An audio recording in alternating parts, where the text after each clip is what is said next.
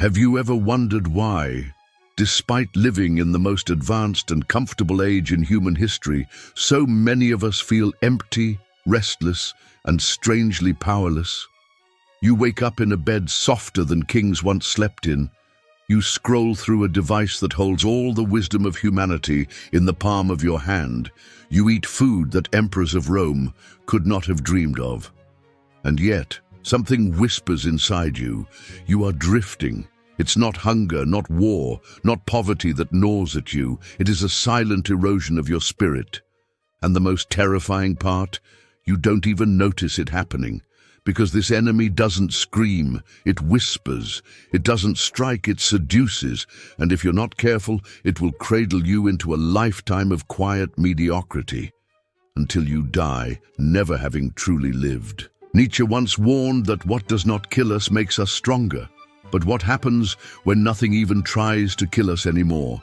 When every difficulty is cushioned, every struggle softened, every sharp edge removed? We become like blades never sharpened, dull, fragile, untested.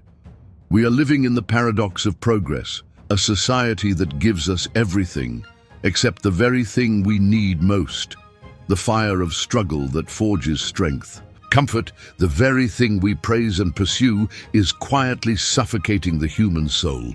Think about your own life. When was the last time you felt truly alive? Not entertained, not distracted, not numbed, but alive, trembling with purpose or fear. Can you even remember? Or have you traded it for the safe glow of screens, the endless scroll of distraction, the routines that keep you breathing but never burning? Dietrich Bonhoeffer, who stood against the darkness of the Nazi regime, called it the theory of stupidity. He argued that stupidity is more dangerous than malice, because while you can resist evil, stupidity disarms you from within. And comfort is the breeding ground of that stupidity. It makes us pliable, obedient, too afraid to risk, too numb to resist. Plato warned in the Republic that democracies collapse not when tyrants seize power, but when people, intoxicated with freedom and ease, decay into apathy. Look around. Is this not the age of apathy? We care more about likes than truth, more about comfort than character. The soul of civilization, once sharpened by struggle, is being dulled by convenience. And in that silence, the strongest voices are not of the wise, but of the loudest fools. Let me tell you a story. In 1943, in a prison cell, Bonhoeffer wrote letters before his execution. He observed that ordinary people, not monsters, not tyrants, but ordinary, comfortable people, had allowed horror to rise in Germany. Not because they were evil, but because they had grown passive, complacent, too unwilling to risk the discomfort of resistance. Evil didn't need to seduce them, comfort already had. They thought silence was safety, but silence was complicity. That is the hidden danger. Your comfort convinces you that doing nothing is harmless, when in truth it is the breeding ground of destruction. Now, let's step forward to our time. Smartphones, social media, endless entertainment are modern gods of convenience. We are lulled into believing we are informed, connected, in control. But scroll long enough and you'll see the truth. We are not more awake, we are more asleep. The more we consume, the less we confront. The more we are comforted, the weaker we become. Nietzsche called it the last man, a creature who desires nothing but safety, ease, and a small dose of pleasure. He has no ambition, no fire, no hunger for greatness. He merely survives. Do you recognize him? Because he lives inside all of us. And he's growing stronger, but here's the paradox that few dare to face. Comfort feels good in the moment, but it robs you of meaning in the long run. Struggle feels painful in the moment, but it forges you into something eternal. Machiavelli knew this when he observed that it is not the gentle rulers, but the ruthless ones who bend history. Because comfort does not create leaders, it creates subjects.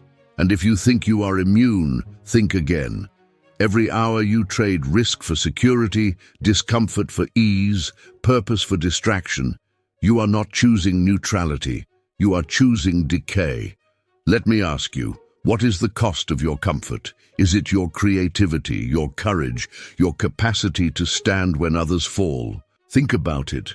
How many times have you swallowed your words to avoid conflict, stayed silent to stay liked, scrolled instead of facing the loneliness of your own mind? That's the tax comfort demands, your soul in exchange for peace. But it is a false peace, because beneath it, something inside you dies. History remembers the ones who chose struggle over safety. Spartacus chained, rose in rebellion. Socrates sentenced, drank the poison rather than betray truth. Bonhoeffer, imprisoned, refused to bow. They did not seek comfort. They sought something higher. And that is why we still whisper their names centuries later. But who will whisper yours? Will you be remembered at all, or will you dissolve into the quiet anonymity of those who chose the pillow over the fight? The greatest trick comfort plays is convincing you that tomorrow will still be there, that you can start your real life later, that you can risk, speak, create, resist later. But later is a myth. Later never comes, and every day you choose ease, later dies a little more. Until one day you wake up and realize there is no later left. And yet there is hope, because discomfort is always waiting for you. It is there in the conversation you are afraid to have, the dream you keep postponing, the truth you bury under excuses. It is waiting in the cold shower, the unspoken word, the risk you know you must take. Discomfort is not your enemy. It is your ally. It is the fire where your soul is reforged. And if you choose it, truly choose it, you will discover a secret, that pain is not the opposite of life. Pain is the proof of life. So ask yourself now, with brutal honesty, are you living or are you merely safe? Because history does not remember the comfortable. It remembers those who embrace the storm.